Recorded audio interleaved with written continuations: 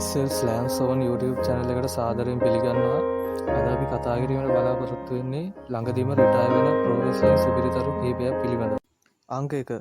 Pro wrestling යන නම ඇහෙනවා සමගම හැමෝටම මතක් වෙන 17 time world champion John Cena. ඔහු 2002 වර්ෂයේදී WWE ඩෙබියුට් එක ලබා ගන්න අතර ඔහු මේ වන විට 17 time world champion බවට පත් වී තිබෙනවා.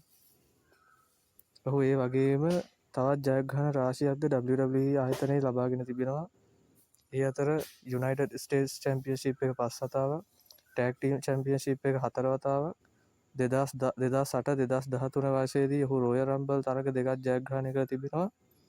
ඒ වගේම 2012 වර්ෂයේදී මනි ඉන් ද බැංක් තරගයේද ජයග්‍රහණය කර තිබෙනවා.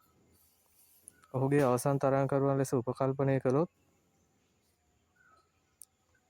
කෝඩි රෝඩ්ස්,